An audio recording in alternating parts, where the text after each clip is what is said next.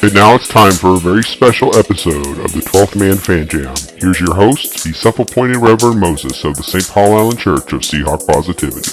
Yes, thank you, Magic Voice. This is the self-appointed Reverend Moses of the St. Paul Island Church of Seahawk Positivity, and welcome, boys and ghouls, to a very special episode 315, the super spooky Hawkoween Cowboys edition of your 12th Man Fan Jam, the show made up of Seahawk fans from around the world, just like you, talking about your Seattle Seahawks. So sit back, relax, grab a desired beverage or sin of your choice, and remember, we can smell your fear. As is the usual with every show, we're not alone. We're joined, like we are every episode, by the 12th Man Fan Jam posse, a ragtag group of diehard Seahawk fans from around the world. First, from the state of Washington, our very own newshound. His 12th Man editorials can be found on the SeahawkSal.com website. He's always lurking in the shadows. You know him as Shadowhawk.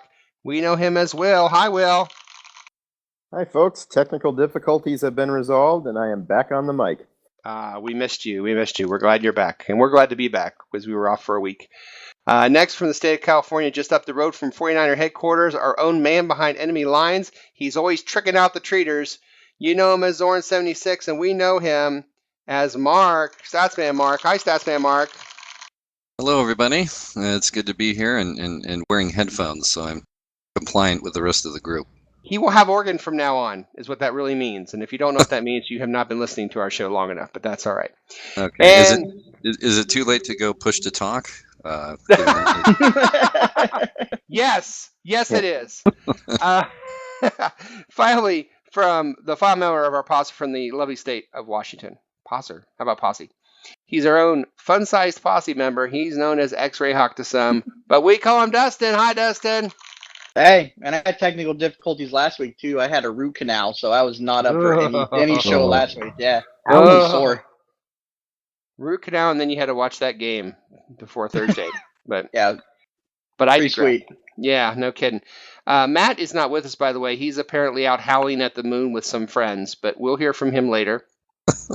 It is Halloween. It's already Halloween over there. Yeah, it is already Halloween over there, and this will be airing, be out on Halloween Day. So happy Halloween, or Hawkoween, as we like to call it around here.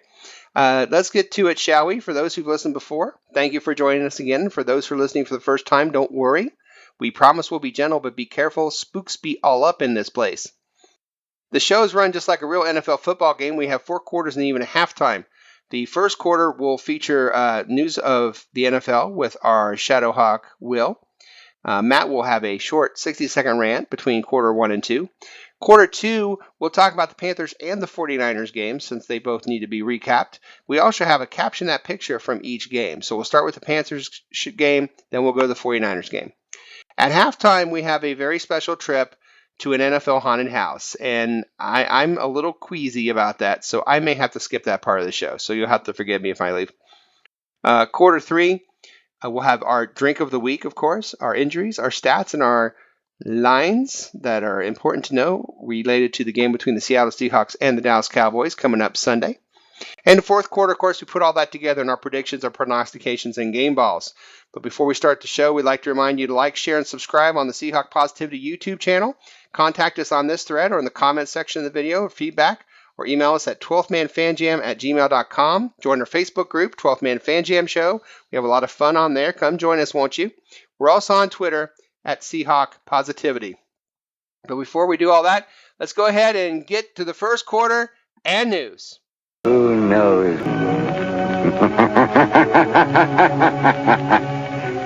The shadow knows.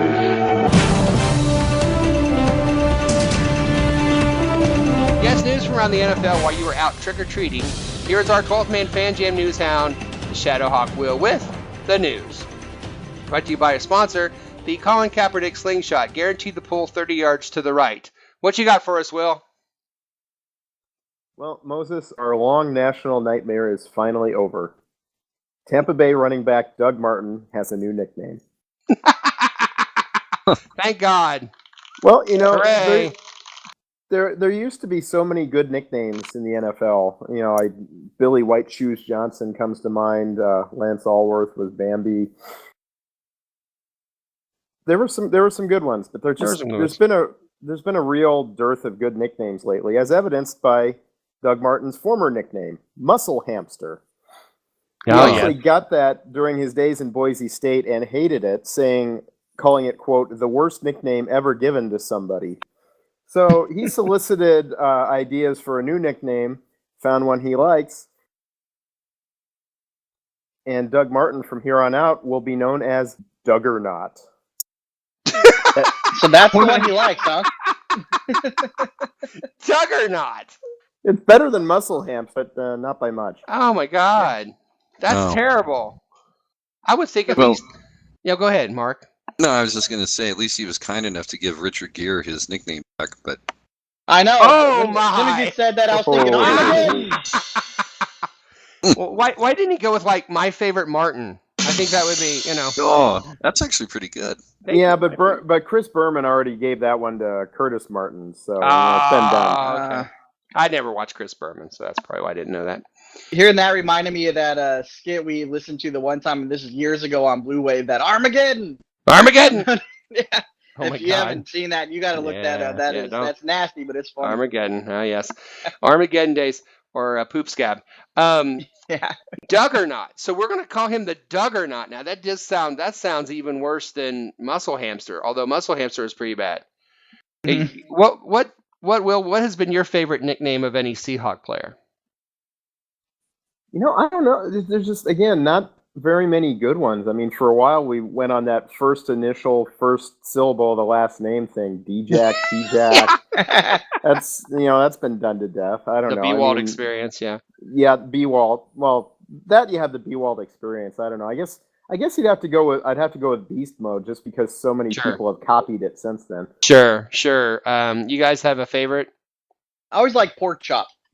Pork Chop Womack was fun. It never caught on in high school in pro, but Owen Schmidt in college was the runaway beer truck, which I thought was awesome. That's the one I was just going to mention. I mean, he didn't last. And I hear now he's actually operating a bar somewhere. Yes, he is. Around if you're shocked, raise your hand. We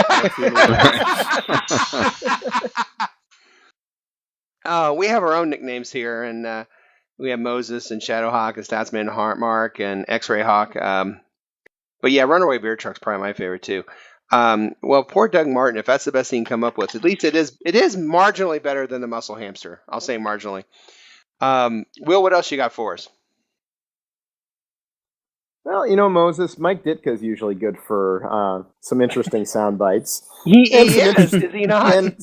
And some interesting behavior while on camera. Several years ago, he's in the broadcast booth with Mike Greenberg and Mike Golick, and while on camera, decided to adjust himself a little bit. But a couple weeks ago, he took a page out of 49ers coach Jim Tomsula's playbook. It was on Monday Night Countdown. Pages. Yeah. From the back pages, yes. It was on Monday Night Countdown discussing, various things, and then very audibly shifted in the seat and farted. Moses, I believe you have the clip for that. I actually do. Here you go. Listen. Now, this was not doctored. This is actual audio. Okay. Susie, I was from Philly, but they got rid of me, so I'm going with the Giants.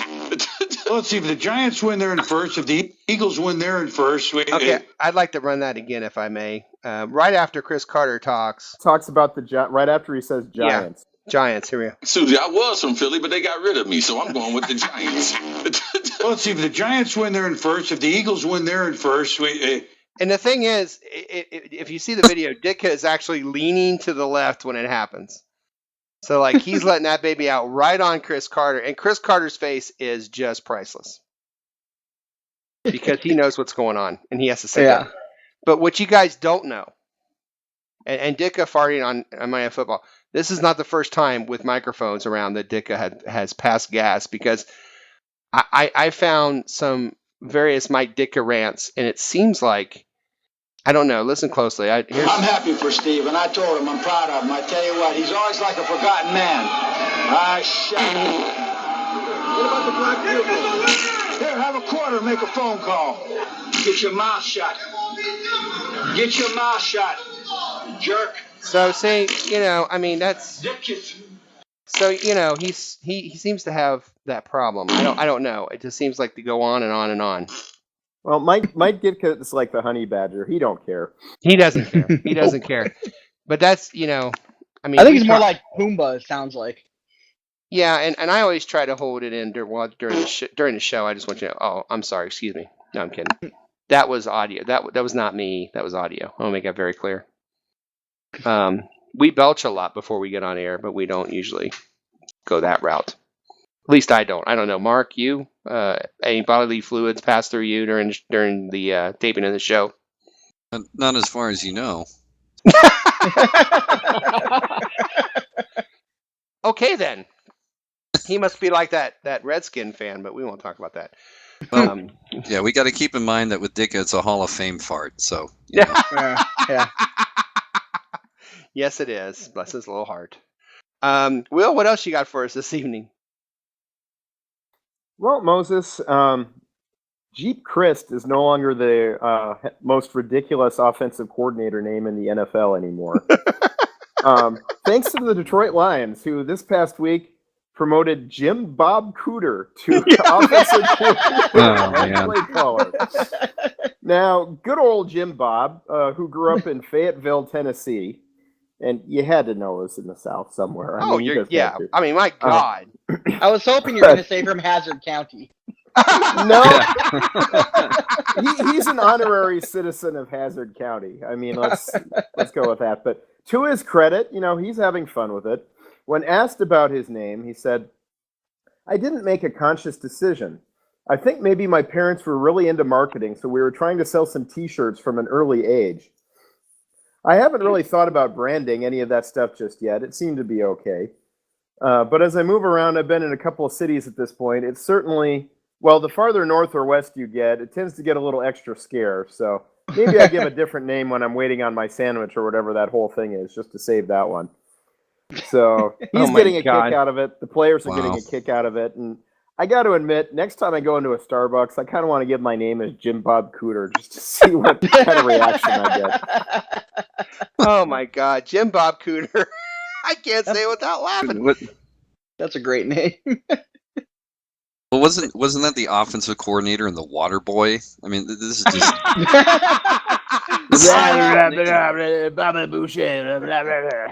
I hope he's out there in overalls. Please, God, let them wearing trade. A shirt, please. Please, God, let them trade for Clinton Dix. I mean, they just have to, right? Oh my God! Can you hear him? Sadly, though, Moses, not all is good with Jim Bob Cooter. No, there's trouble with Jim Bob Cooter. No. Well, in 2009, he was arrested for aggravated burglary after climbing through the window of a woman's apartment, stripping to his underwear, and climbing into bed with her. So, wow.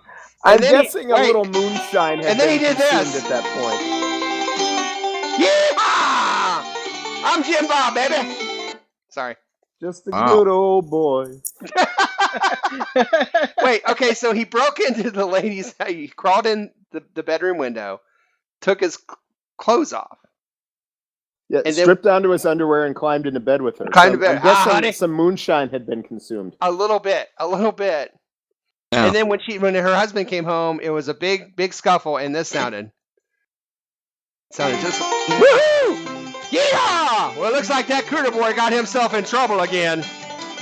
Then Waylon, Jim Bob, what you doing? Then the scene froze, and Waylon Jennings came on to provide the narration. Yeah, there you go. Seems like Jim Bob Cooter got himself in trouble again. What about them Duke boys showed up? Yeah, Boss Hogg put him up to it. That sounds like an audible Robert Downey Jr. called a few years ago when he was troubled knowing which department he was in. What, Jim Bob Cooter? No, Robert Downey Jr. didn't he in his drug days? Didn't he? I think he busted into an apartment that was the same floor plan as his, and thought it was his place. Oh no! Got really comfortable. Oh man, Jim Bob Cooter. I certainly hope we will have more news from Jim Bob Cooter. I really hope their offense does something either really stupid or really funny, so we can talk more about Jim Bob Cooter. I may have to just bring that name up into random conversations. Jim Bob. Oh my God. Woo. Yeah. Okay, Boss Hogg's the new owner. He likes plays that go through the A gap. Oh, sorry. Oh my God. Well, you had to go there. He went there. Thanks for the news, Will. I have one more story. I don't usually do this, but I found this today, and I thought, if there's ever a story made for this show, this is it. Now, you have to hear all this, and then the punchline is at the end, and I'm not making any of this up. It's from Yahoo.com Sports. They reported that earlier in this week, Jeremiah Ratcliffe was cut by the Bears, the Chicago Bears. Defensive end Pro Bowler Jeremiah Ratcliffe was cut by the Chicago Bears when he showed up in no condition to practice and had animated arguments that led him to being removed from the facilities. Well, now here are the details. I'm not making any of this up. Okay, the Bears sent Ratcliffe home right after they cut him. He returned and said, quote, he felt like killing everybody in the building. Okay? According to Chicago Trib report. Now, it gets better. Ratcliffe left with his belongings, returned again to get his cell phone. At that point, according to Tribune, he said, quote, I am the devil, and that, quote, he wished staff members' children would die. Wow. Yeah. He left this facility. The Bears called the police for extra security because they believe Ratcliffe owned multiple firearms. So, this is the best part. Here's where it gets funny. This wasn't the first time Ratcliffe blew up, apparently. Bleacher Report's Mike Freeman reported on Friday before the final game of last year, okay, Ratcliffe was, quote, behaving belligerently towards players and coaches at practice and wasn't allowed to practice. He got angrier, left and returned and destroyed a game clock, smashing it and kicking it, shoving an assistant coach to the ground. Here we go. Amazingly, after doing all that, head coach Mark Trestman never intervened and even made him a captain for the game Sunday. What? Wow. Let me repeat that. Not only did Mark Trestman not intervene with this guy acting like a complete nutcase, he made him a captain for the game that Sunday. That Anybody is else surprised by the unbelievable. fact that Mark Trestman is no longer a head coach in the NFL? That could be. And he had, with the Cowboys, Ratcliffe had a fight in 2012 with Jerry Jones in the locker room. The two need to be separated. But anyway, the fact that this guy is completely Fruit Loops and he was the captain of the team, to me, caught my eye. So that's what our show's about. This guy's a complete moron, and he's the captain for Sunday's game. Moses, also, when the Bears called the cops to just say, hey, Ratcliffe's on the warpath, I read they actually called the Cowboys, too, his former team, just in case he flipped out and went down there. Oh, my God. Wow. This guy's making millions of dollars, people. Millions of dollars. Well, so's Greg Hardy, and he doesn't seem that much more stable. No, they probably hang out together in the off season. That's where all this comes from. It's those two in the same room. Oh man. Yeah. Hardy looks like Hardy and Ratcliffe are together again. We better call Jim Bob Cooter and get on the case. Yeah. God. Hey, Jim Bob, get rid of Ratcliffe and Hardy, will you? All right, I'll come get him. Here in Hazard County, we don't cotton to folks like that. Oh, Jim Bob Cooter, we love you, buddy. All right, thanks, Will. Anytime there, Moses. Yeehaw! Well, this is a great theme because we're playing the Cowboys. This is the end of the first quarter. It's the end of the first quarter, bitches. All right. A lot of show coming up. A halftime trip to a spooky NFL haunted house just around the corner. But first, in the second quarter, we're going to talk about the Panthers game and the 49ers game, give our scores. And right now, it's time to hear a rant from Matt from Merry Old England coming up next. Well,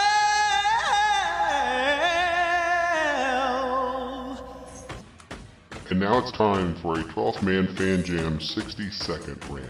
you know you make me wanna Rant. I don't want to get off on a rant here. Yes, hello everybody, it's Matt, all the way from Merry Old England, and last week I won the trivia, so that gives me the opportunity to have a little rant. Now, we've just had the San Francisco 49ers game, and actually, looking at things, I didn't really want to do the rant, because I don't think that I'm really qualified to rant after that game, so I thought what I would do is I would hand over my little 60-second rant really quickly over to some of the members of the 49erswebzone.com. These are some of the exact phrases that have come from this particular website from the 49ers. Before the game, it was, we're going to beat the Sea Chickens. These Sea Chickens are going down. We're going to kill them. Our defense is going to step up today. Kaepernick is going to be all over them. We are hungry for this win. And then the game started. And from that moment, everything for the 49ers just sort of began to get a bit wobbly. So then we had a case of, did we get Jed York tweet tonight? Has anyone got any tickets from Jed? This is going to be really bad, isn't it? Oh dear, defense is getting shredded already. Marshawn Lynch. What is wrong with our defense? Our defense is rubbish. Kaepernick is rubbish. We're just rubbish. And it goes on. And then at one point, obviously, there was a touchdown from Beast Mode, which suddenly became a case of game over. Now, I'm not sure when that touchdown was. I can't quite remember. But I'm pretty sure it wasn't at the end of the game. So that moment for them was game over. No one's tackling. No one can tackle. No one can grab anyone. Blowout time. Rushing for 10 yards. Jesus. Seriously, I'd be shocked if he's still defensive coach by week 12. So apparently the defense has forgotten how to tackle. It all starts to fall apart. My rant is this, people, and it gets worse, by the way, so do come and have a look at the 49ers web zone just to have a look at this.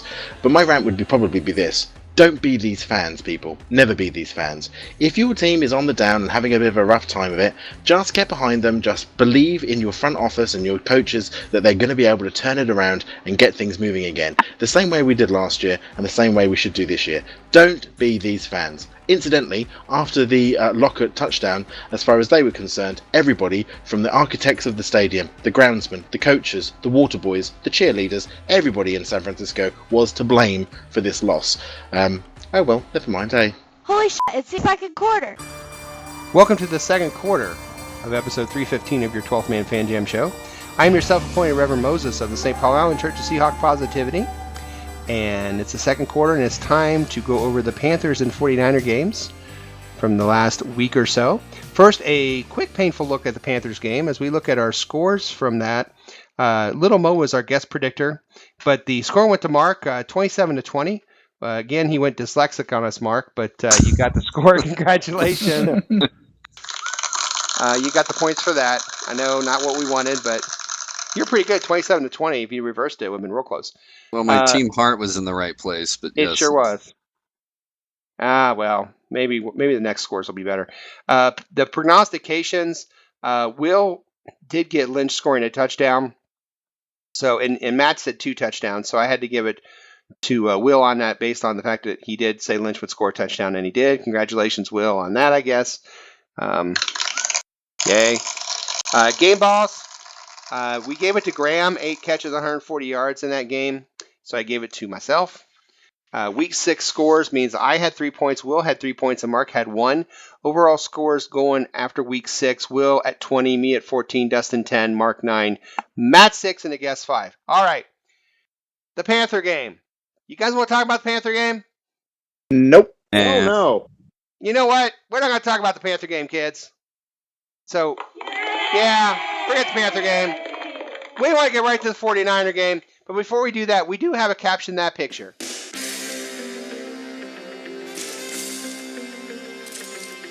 Yes, Caption That Picture, where we take a picture from that game and we give our own caption to it. And it's a sad picture. It's a picture of a guy that's obviously very upset about the Seahawks losing, and his girlfriend or girl or sister or female sitting next to him is texting.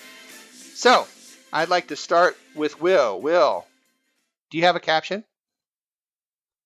Still more uplifting than that latest Adele single. Nice. Mark, do you caption that picture, Mark? Okay, caption. Wake me up when our offensive line starts to block. Nice. Matt had a caption. Matt's caption is a little PG-13.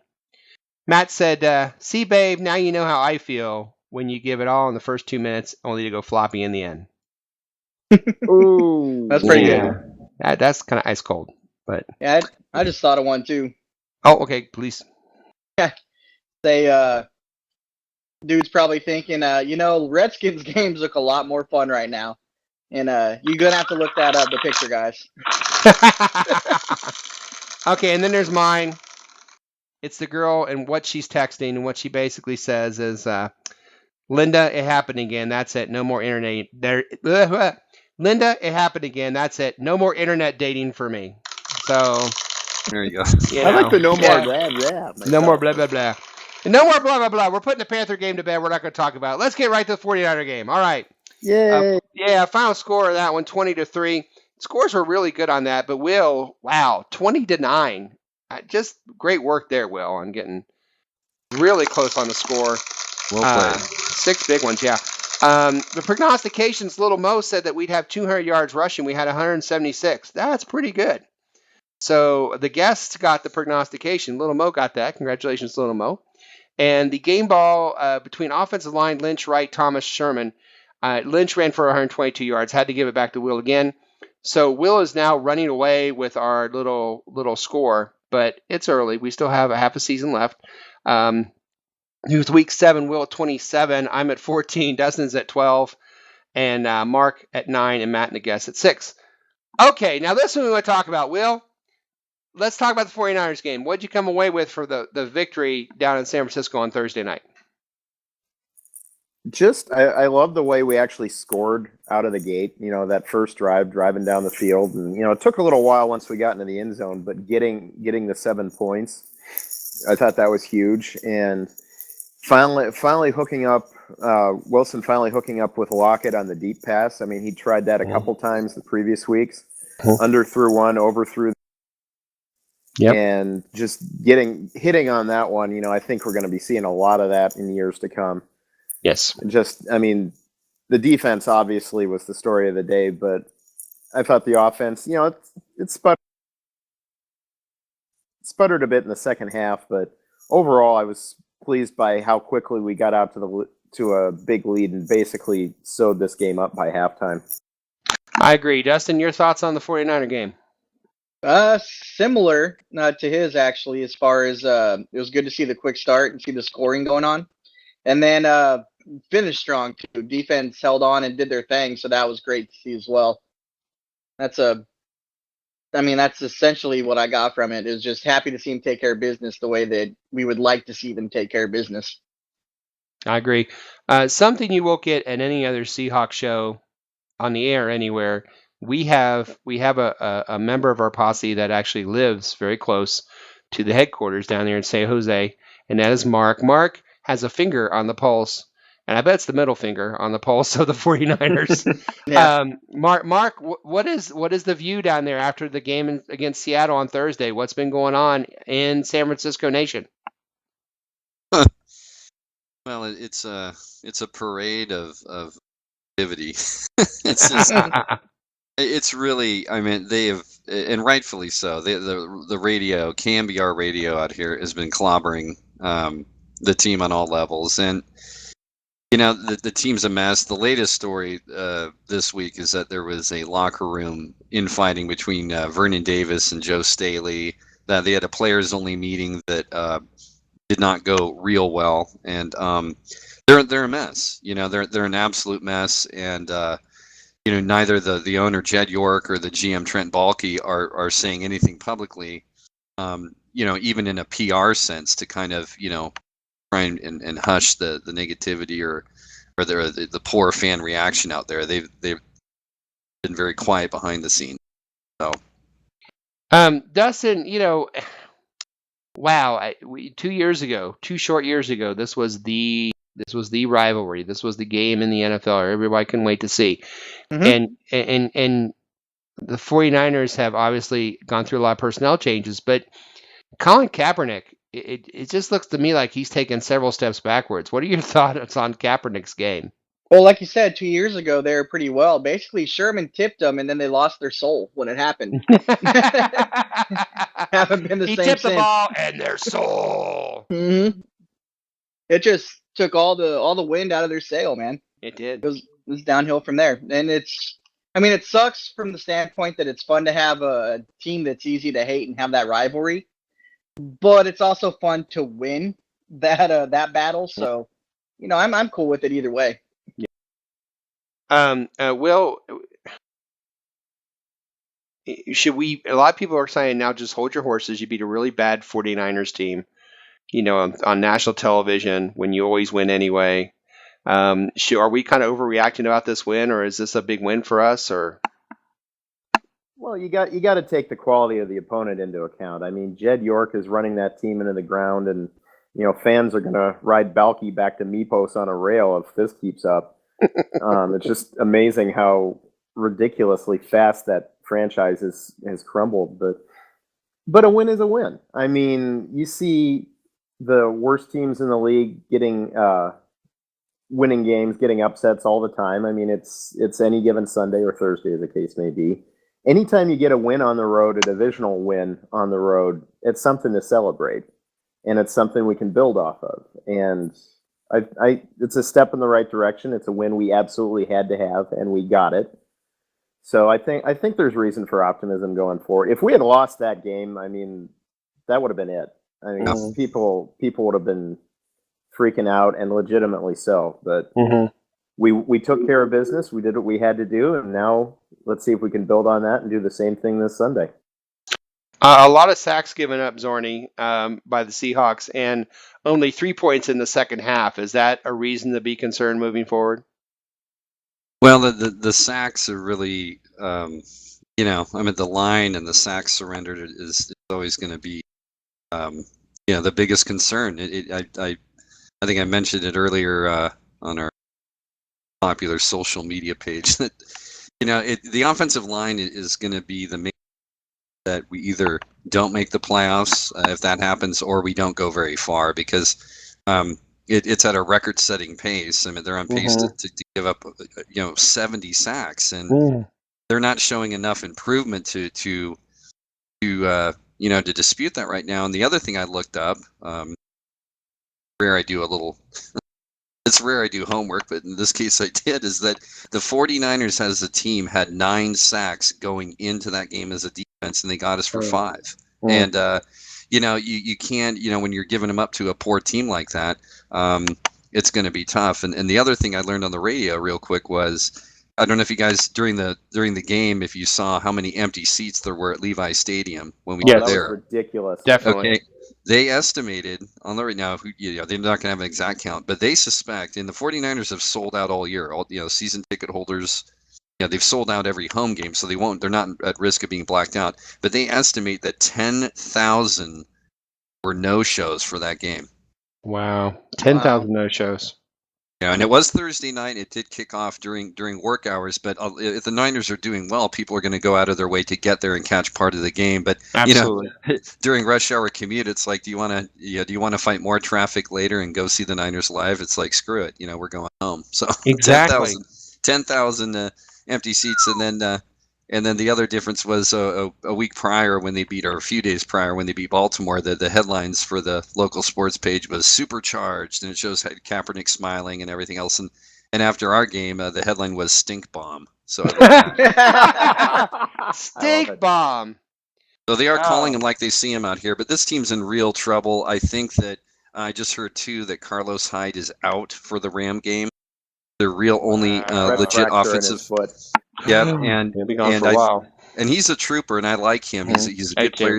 He's a good young kid, and he wants to play, but they're holding him back.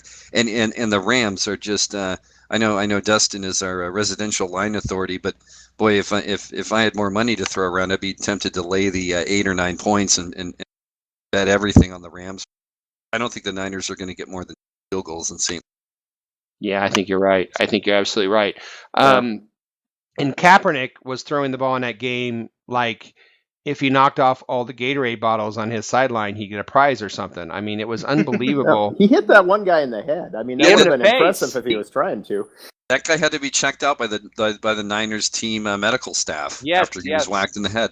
Yep. Maybe they have a carnival coming to town soon. He has to practice up for the prizes. You know it is. Yeah, in lieu of an actual highlight video, the 2015 49ers video yearbook is just going to be footage of imploding buildings, I think. Well, you have Night of 1,000 Corpses. Theirs will be a Season of 1,000 Losses. So, yeah, I had to throw it in there. A little Halloween reference.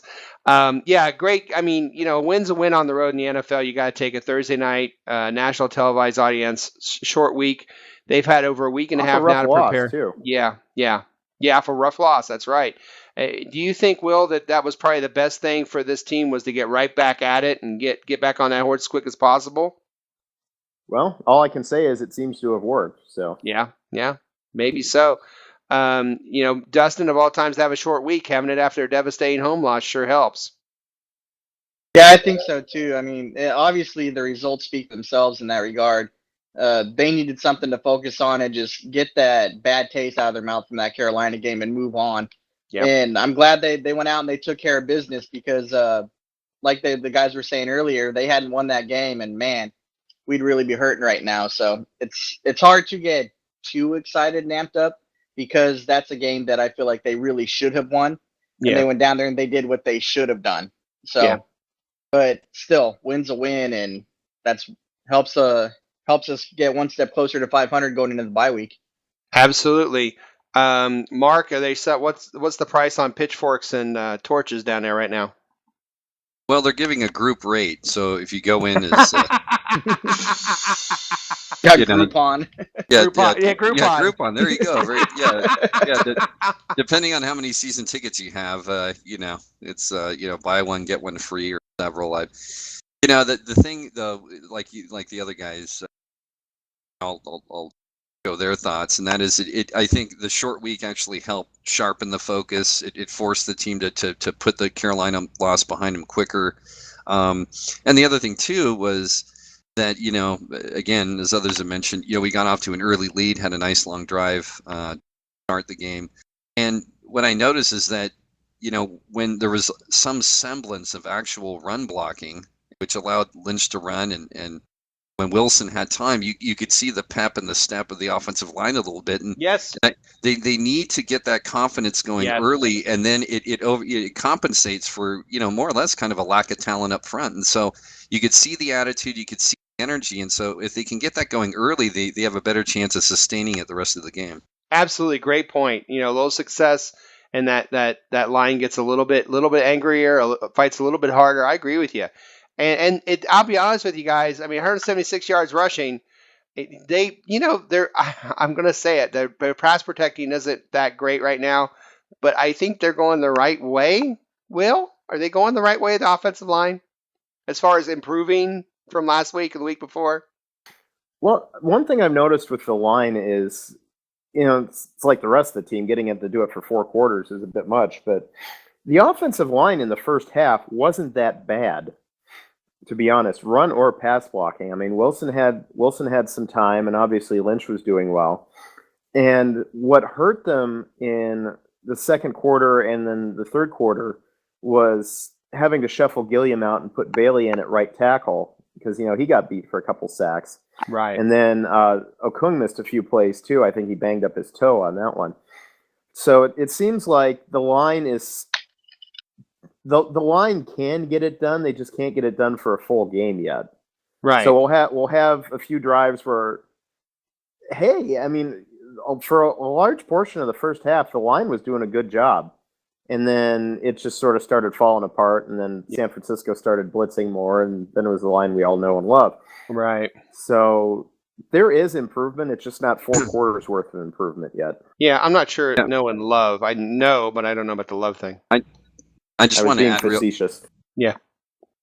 Sorry, I just want to add really quick, guys, that I think no matter what happens this year, the rest of the way through, no matter where the record is, I still think that front office finally they gotta keep swinging away and keep drafting offensive linemen and ditch this defensive line to offensive line conversion and get rid of that. No matter, even if we make the playoffs, even if we go on an 8-1 run or whatever to close the year, of course, it can't be that much, but whatever. Anyway, they just have to draft linemen that have played 4 years of line, were decent at it in their estimation, and just keep trying to build this thing because this is not a line that is really worth banking on for the future, especially when RW is still in his prime. Exactly. Yes, and no. I wouldn't ditch the whole defensive line conversion thing because you get into the 6th and 7th rounds, it's kind of a crapshoot anyway. You get a guy you think has the athletic talent to make the move. You'd use a pick on him, you switch him, and you give him time. I mean, J.R. Sweezy's done a decent job. True. Who knows about Stokely? there needs to be a lot more high draft capital spent on offensive linemen. I mean, that's obvious. Yeah. But Yeah. I still like the idea of saying taking an athletic guy and saying, hey, I think I can turn you into an offensive lineman. Because you look at the rest of the league, there are not a lot of good offensive lines out there, and there are not a lot of good offensive linemen coming out of college. So right. you play every hand in your deck, which means you draft high, you draft low, you draft conversions. Yeah, I just think that I mean, you know, but I guess what I would say to that is, has Sweezy earned the benefit of the doubt moving forward? And I would say no. And I think that you have a good chance of finding a lineman next spring that could just about equal Sweezy level right now. So I don't think you lose that much by maybe drafting a lineman and plugging him in there. And I think, you know, playing the position for 4 years at a college level, I think he will easily match what Sweezy has done to this point. That's my guess. Well, that's why I say do both. I mean, draft high, but keep looking for the guys that you think can convert. Because if nothing else, you got some pretty good depth. That you do. Dustin, your thoughts on this? I don't know. I'm kind of thinking more with Mark on this one as far as get guys that have played the position, because you don't really have a lot of time right now to develop players at that position. If your quarterback goes down because you put players in there that are a gamble and you're just hoping that they turn out, I mean, you're essentially throwing away a season, and you don't have that much longer, or you only have so big of a window, you know? Yeah. I think if you defensive linemen, a lot of times they're very athletic. A lot of times more athletic than offensive linemen. Offensive line guys, it's technique and repetition and working with guys next to them in the same position. You know, it's a comfort level thing and different technique. I mean, you can't really teach that in, you know, 4 or 5 months after the draft and hope they're going to go in there and perform. You're hoping they do. You can't guarantee that. I think you're better off with a guy who's done it his whole life and can transition with the tutelage of Tom Cable and those guys and hopefully make it happen. Because if he can take a defensive lineman who's never played before and turn him into J.R. Sweezy, who's doing a decent job, imagine what would happen if he took a guy who's been doing offensive line play his entire life and benefiting from his teaching, his coaching. And I think you're both. I gotta say. Oh, go ahead. No, you're fine. I was mostly done. Oh, I think you're all on the same page. I think Will's not saying don't do that. I'm just saying, I think what Will's saying is when you get to the later rounds, you got these athletic guys. Why not take a chance in the 7th round? But also, I don't think he's against drafting offensive linemen in the 1st, 2nd, and 3rd rounds. I think you're all on the same page. I think what Will's saying is you get to the 6th and 7th when you have a guy you can hold out for a year or two. I don't think he's talking about guys to play right away. Like you said, Sokoley, who's still, holding off. But if you get to 6th and 7th round and you get that athletic guy, why not take a flyer on him? He's not saying take a flyer on him and make him start in 4 months. Right. I think he's saying take a flyer on him and let him sit for a couple years to figure it out. But in the meantime, you need offensive linemen in 1st, 2nd, 3rd rounds. I think you're all on the same page. Just because you host Dennis doesn't mean you can speak for all of us, okay? Just a reminder, though, the last 3 offensive linemen we've taken in the 1st and 2nd rounds were James Carpenter, Moffitt, and Justin Britt. So so we know how that works. That's another reason why I think you still go for the late round prospects, because you take a guy in the 1st round and he busts, you better have a backup plan. Yeah, and seasonally more busts than not. I think I'd rather have Carpenter over there at left guard personally, and then let which Britt is in and of itself a sad commentary. But let Britt continue to develop a right tackle. I think I'd rather have it that way in my own world. What would be funny is they switch Sweezy back to defensive line and he became a Pro Bowler. It'd be like, son of a, this whole time? Just as long as it doesn't happen with another team. That would all this suck. Time. Yeah, it's like, oh God, holy Jim Bob Cooter, this guy was a Pro Bowler. On the defensive line, we didn't know it. Yeehaw! All right. Well, I appreciate what Will's saying for sure. Yeah. I just it's a tiresome topic, but it's a dead horse worth beating because they just have to solve this, and I think they still have to swing away and maybe risk a 1st rounder especially since you get them so cheaply these days. It's not like we're going to get a $50 million first-round offensive lineman who don't work out. I mean, you can get them at a reasonable price, and we'll just see. Good point. Yeah. Well, we got to find a way to keep Okung. We got to get a free agent, and we've got to get a day 1 or high day 2 draft pick on the offensive line. You need to do all. Yeah, I'm really using my newfound headset well. I understand. Oh boy, it's like a kid in a candy store. It's like you're converting from your old microphone to the new one. So it's like J.R. Sweezy. It's going to take exactly. I know. There you go. It's like God. Statsman usually doesn't talk this much. Anyway. Yeah, we like to better the old way. Just so. No, we don't. Yeah, I can't. Doctor, I just can't stop. No. If you do it for more than 4 hours, we're calling the doctor. Right. Yeah. Yeah, it's like Regis is like he's out of control. This whole show's out of control. But as far as Okung goes, I have a feeling is his contract up after this year? I want to say yes. This season. I think that he is probably. It would be nice to keep him just because of the timing right now, and we're really hurting up there. But it wouldn't shock me at all if he ended up. Yeah, I think it's going to be hard for them to keep him, honestly. Yeah. But we'll see. That's something we'll have to discuss. That will happen, I'm sure. That'll be a big topic at the end of the year. Something's a big topic here at the end of any talk about any game is our Caption That Picture.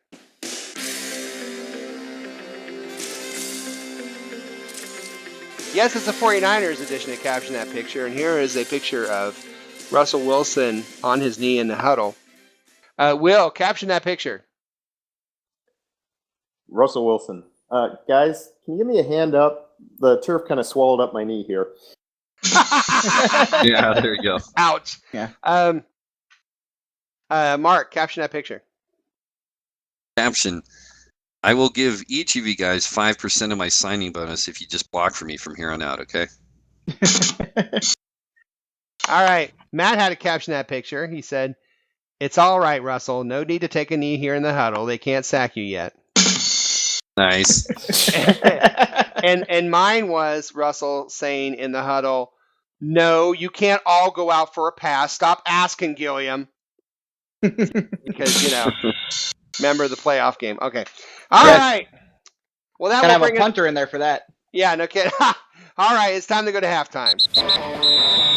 Holy shit! It's halftime. Yes, it is halftime. Where I'm a little scared, so I'm going to take a break at halftime, and I'm going to let the posse take a special trip into a real NFL haunted house. We're gonna see if they get back alive right after this.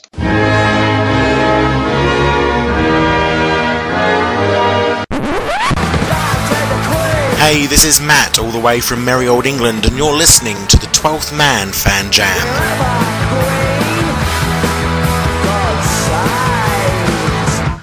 Good evening, and welcome back to the 12th Man Fan Jam.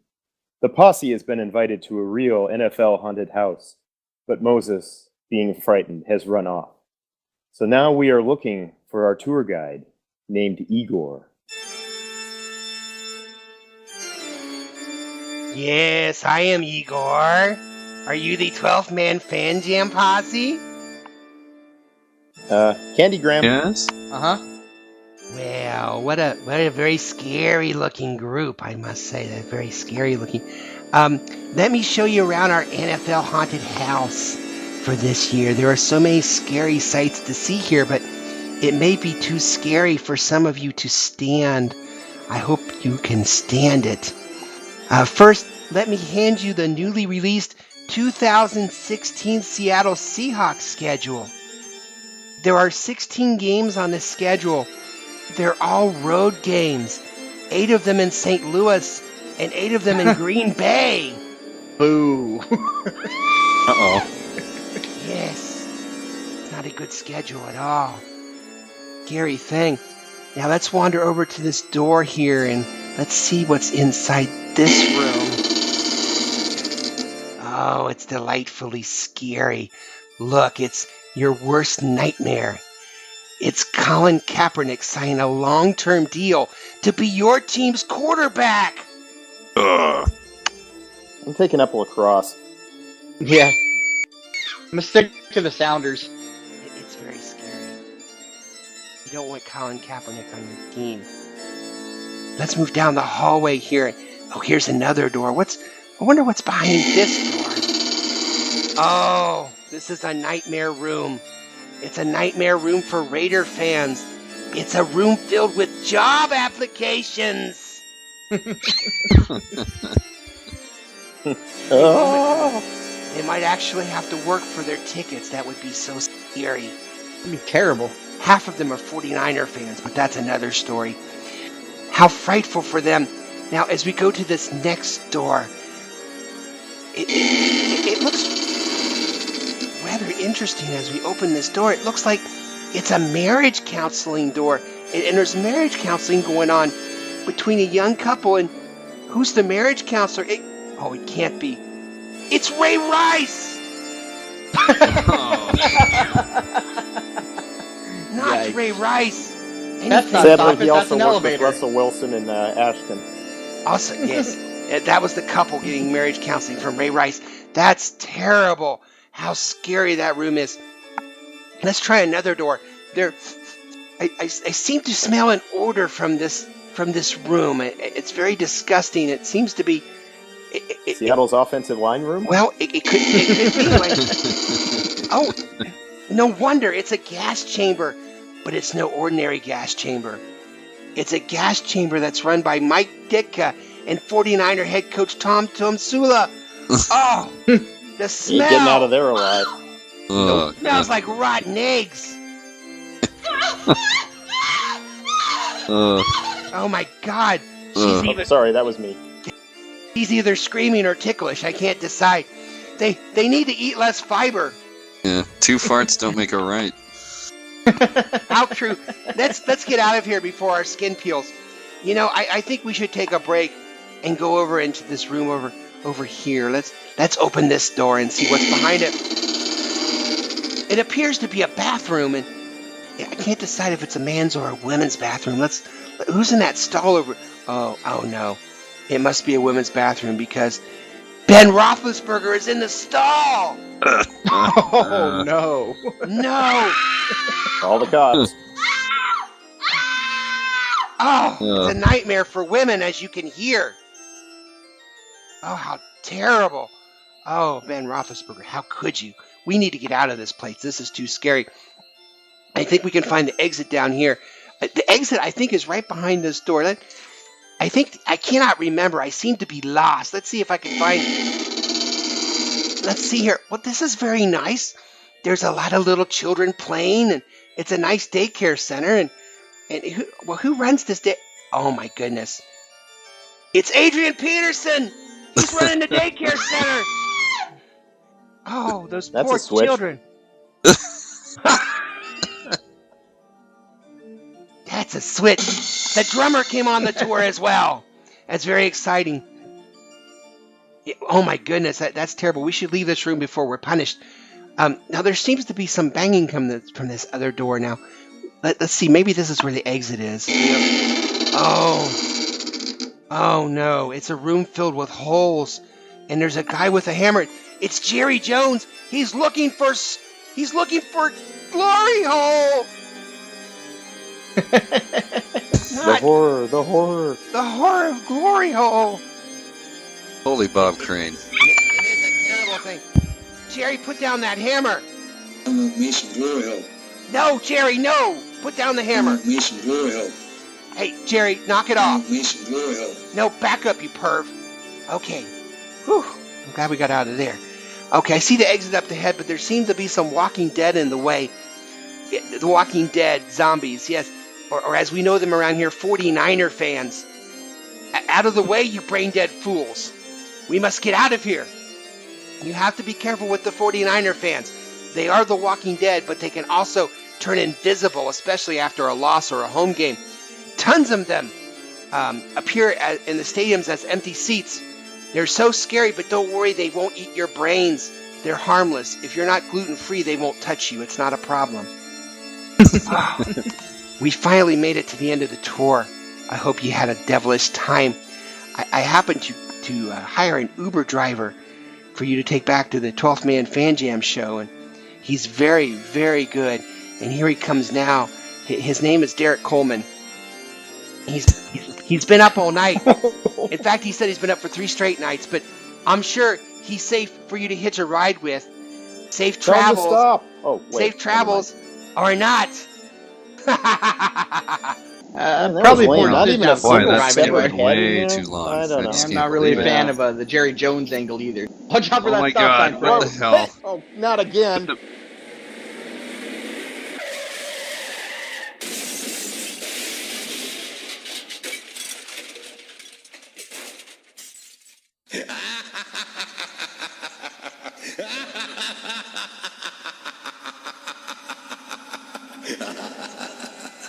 Hi, this is Mosette, Moses' daughter, and please keep listening to the 12 Man Fan Jam. Or I will find you.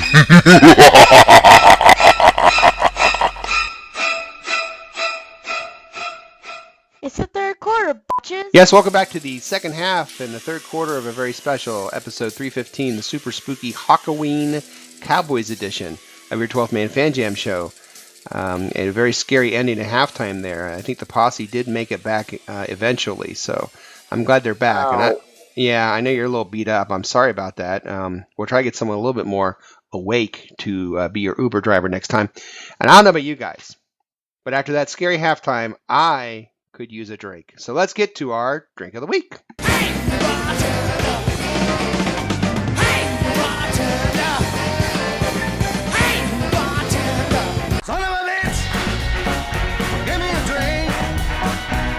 Yes, drink of the week, where the 12th Man Fan Jam mixologist Moses, which is me, conjures up a delicious drink based on the Seahawk opponent. So, gentlemen, belly up to the bar. I have a drink for you this week. Are you ready? Got your pencils and paper? You ready to taste this wonderful drink? Of course you are. Yes, we are, Moses. Okay, here we go. This week. Yes. Of course we are. Whatever. After that haunted house, Yes, I'm we are, surprised. Moses. After that haunted house, I'm surprised you're all still here. Okay. We missed our cue. Yeah, and I'm not, and I'm not saying that because I'm afraid you're lost in the haunted house. I just really thought it was so lame. Screw this show. I'm out of here. But you're still here, so okay, here we go. All right, this week we take 1 part of Black Dallas beer. Yes, Black Dallas beer. It does exist, or it did exist. 1 part of the Skinny Cow iced coffee, and 1 part of Bully Boy vodka. So we have Black Dallas beer, Skinny Cow iced coffee, and Bully Boy. That's hard to say. Bully Boy vodka. Apparently, I've had some Bully Boy tonight. And you mix that all together. You make yourself a Dallas Cowboy, of course. 1 drink, you feel like a Lone Star. 2 drinks, you start to Romo around the room. Romo around the room. And 3 drinks, you're looking for glory hole. Oh, just like our friend Jerry Jones, who always looks for Does that really glory take hole. 3 drinks? Well, after 3 drinks, you're looking for glory hole. Unless you're Jerry, then you're always looking for glory hole. Yeah. Because he wants his glory hole. And if you don't know what we're talking about, look up Jerry Jones and glory hole, and you'll find at one point he had a press conference where he literally said that. I want me some glory hole, and he didn't understand why everybody was laughing. So now, mind you, not make sure under these Google safe image. search settings are on. Right, yeah, there you go. Yes, like Dustin Do was not about do to this say. search on a work computer. Yes, do not do that. A disclaimer real quick, 12th Man Fan Jam does not advocate drinking, mixing of drinks discussed here. Do so at your own risk. Be aware that I, Moses, on the 12th Man Fan Jam, absolutely suck when it comes to putting drinks together. So attempt the previous drink at your own risk. Remember, this was done for entertainment purposes only. Always remember, drink responsibly. Okay, let's get to talking about the Dallas Cowboys. And this game Sunday, big game for the Seahawks. How about them Cowboys? How about them Cowboys? This quarter, we're going to talk about the injuries. We're going to talk about stats. We're going to talk about the line for the Seahawks, their upcoming game against Cowboys. Dustin is going to take over Medic Matt's position, and Dustin's going to talk about what he thinks is the most important injury going into this game. What did you come up with, Dustin? I'm going to go ahead and go with a new injury that came out yesterday. Yesterday or the day before, and that would be Russell Okung's ankle. Mm-hmm. Now, everybody knows the offensive line's been struggling all year long. Pass protection and a little bit in the run blocking. And Russell Okung's probably been our best offensive lineman the entire season. So the fact that he's hobbled up going against a guy like Greg Hardy, who tends to line up on his side of the field most of the time, except for on third downs, is a kind of a scary proposition. So hopefully that's something that doesn't have a negative impact on the game itself. I hope not. Will, he's day-to-day, is he not? Yeah, he's questionable, so he's 50-50. He may play, he may not. Game time decision. Well, he was originally listed as doubtful, which pretty much meant he wasn't going to play. So at least there's a shot at it. But. Well, he was listed as doubtful originally, but he was also listed with that toe injury that he had. Right. So this is something completely different than what he was listed with earlier. His toe's good as far as they're saying, but he rolled his ankle in practice, so that's why he's back on the injury report now as questionable. That dude cannot stay healthy. Mark, does Dez Bryant's return have any big effect, or is Okun a bigger injury? Dez Bryant, obviously helps that team. Hurting for so long. I actually think it could end up helping us because one, he's not going to be exactly in I don't know, maybe for lack of a better term, football shape, but certainly he's not going to have any kind of timing with Matt Castle. Is that who's starting, or are they going back to right? Eden? Yeah, it's definitely Castle. It is Matt Castle. So there's not going to be any kind of chemistry between him and Castle, and there hasn't been much chemistry between Castle and anybody in his career. Yeah. Yeah. So I don't think I mean, obviously we got to pay attention to him. I would guess that maybe Sherman is going to follow him around. I don't know. But what I'm hoping is that Castle forces passes his way, and we get a couple of interceptions because of it. Might be really desperate to go to him and between. If Sherman's covering him, maybe he's a non-factor. But and with Okun, I mean, boy, you just hope you can, he can just kind of piece a game together and hold off Hardy. So. Absolutely, I agree with Dustin. I think that Okun's the bigger issue here because we need him on the line without question. If Dez is out there, we can handle that. We have players in place to handle that. Exactly. If Okun's not playing, that defense or offensive line looks a whole lot worse. I totally agree. Well done, Dustin. What is the current line in the over/under for this game? Let's see. Right now, currently. As I check here real quick, this thing open all night. It's been refreshing. Where we go? All right, that. All right. So average point spread Seahawks are favored by 5.5 points. And Seahawks by 5.5. I'm hoping that they roll them more than 5. Yeah. All right, 5.5. Zorny, you gonna take that action? 5.5. Yeah, Seahawks by 5.5. I'd probably win by more than that, to be honest with you. So I would definitely take the Hawks in that one. And then, Oh, go ahead, Dustin. Oh, I thought you said Zorny. I'm sorry. Well, I was, but then you over/under. Go ahead and tell us the over/under. All right, over/under for this game is 41 points. And I think if it was me, I think I'd take the over. I think the Seahawks are going to have a pretty good game. And Dallas is going to score some points too. I think that's kind of something that we're just going to have to get used to that idea. But I think we're going to get more. And 41 is something that we can definitely, or 40. I'm looking at a few scores here. 41 is definitely something that we can achieve as a collective group and probably exceed fairly easily, I would say. Mm-hmm. Zorny, 5.5 sound good to you? It's I would say it's pretty accurate. Again, given what's encouraging about that is that one, a touchdown would cover it, and two, with Castle, he threw several interceptions. I guess 3 consecutive interceptions on 3 straight series against the Giants, if I'm not mistaken. So, yes. I would say between Castle and now they're starting McFadden at running back, and I don't think he's going to have a great game. So, I think it might be a relatively low-scoring game, but we have a good chance of covering. All right. Will, your thoughts on winning by 5.5? Is that fair or too high, or? I don't know. I don't think I can lay the lumber on this one. I mean, our last few games have been closer than they should be. Yeah. So this team does play close games. That's the truth. Well, we'd like to do a quick disclaimer. The 12th Man Fan Jam Show does not endorse betting on anything at any time. These numbers have been presented for entertainment purposes only. Please don't take this or anything we ever say on this show seriously, ever, in your entire lifetime. That leaves us now with Statsman Mark and his key or stat to the game. Statsman Mark, what do you think is the most important stat going into this game Sunday between the Seahawks and the Cowboys? Well, it's no surprise, and I'm doing a good job of beating this dead horse, and I'm going to continue it. And that is Wilbur. Yeah, exactly. It's just the number of sacks surrendered. We gave up 5 last week to a defense that really is not that good at rushing the passer. Now we're facing one that does have some talent up front to do it, and it's going to be really interesting to see what that amounts to. But we have to find a way to hang in there, the offensive line and these guys at bay. So it'll be interesting. I guess my over under for this game. Unfortunately, I'm gonna. It's over under 6. I think Dallas is. They do have enough talent to get to Russell Wilson that often. So, a good game for our line would be 4 or less. Yeah. The way I look at it. Woo, scary stuff, Will, but probably pretty true there. Is there any other interesting key to this game that you're looking at? Well, the sacks are the big thing. I would also say turnovers. I mean, we didn't get any takeaways against San Francisco.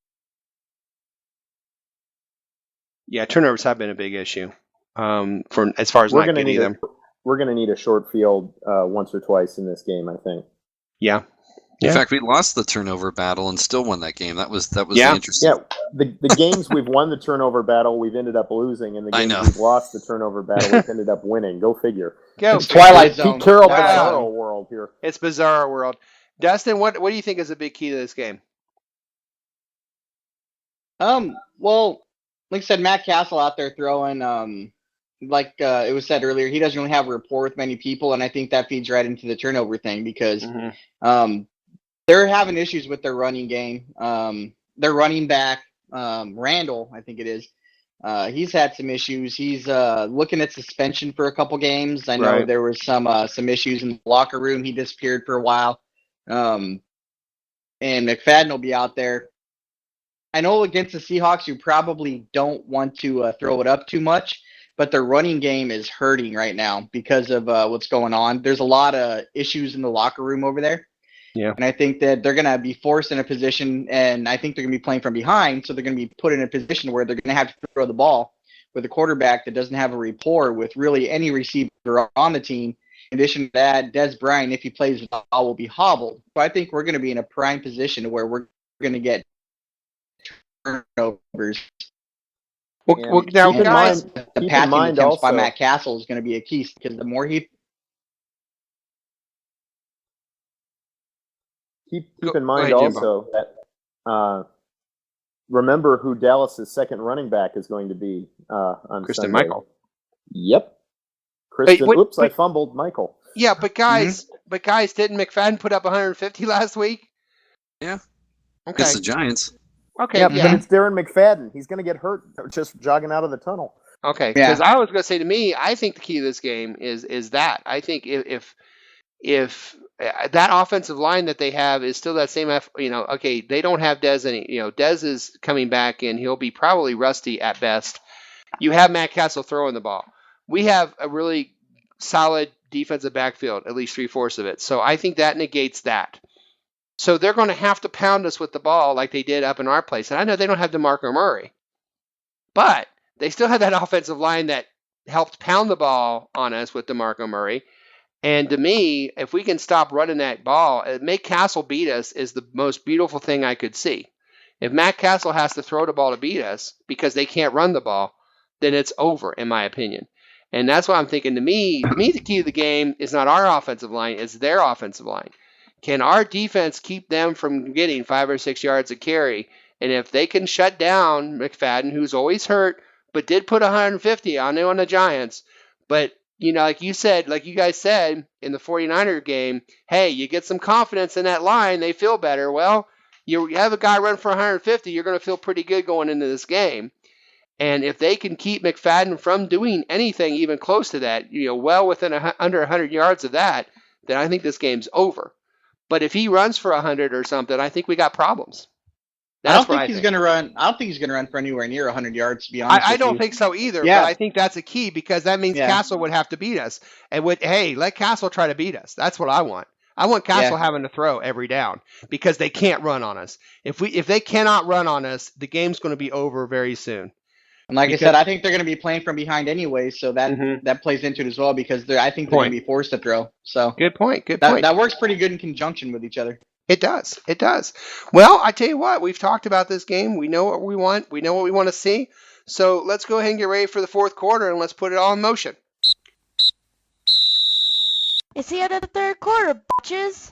Yes, coming up next in the fourth quarter, we have predictions, prognostications, and game balls for the upcoming game between your Seattle Seahawks and those Dallas Cowboys. Right after this quick station identification, you are listening and watching the 12th Man Fan Jam show on the Seahawk Positivity YouTube channel. More frightening than a Ray Rice prom date. We'll be right back after this.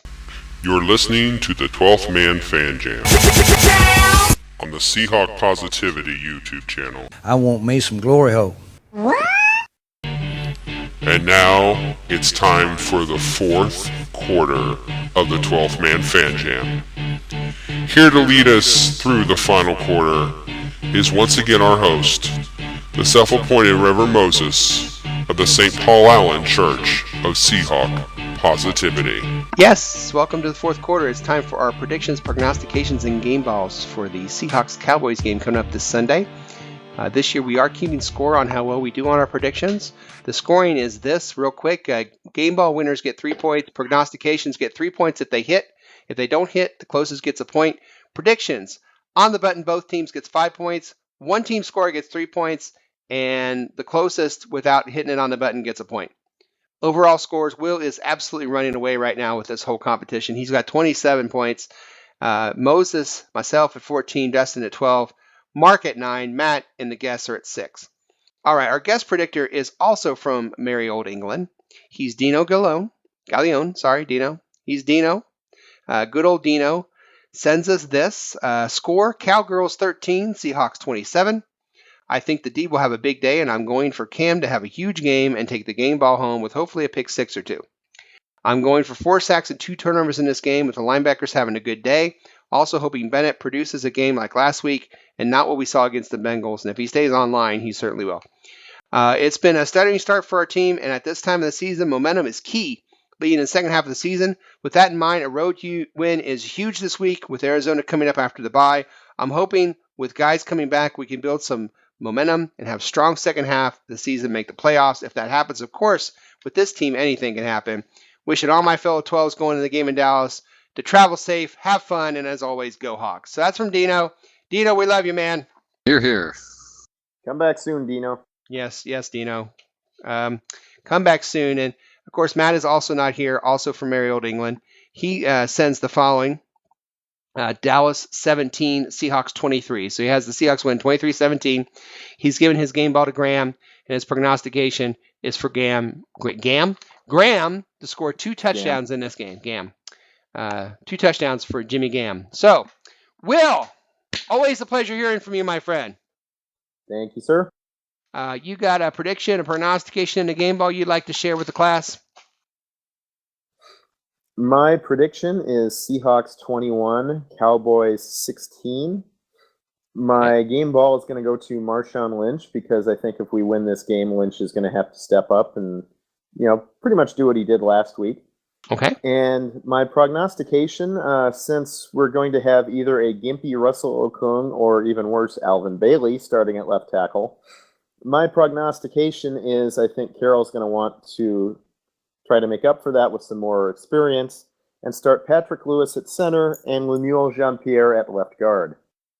Oh, right now,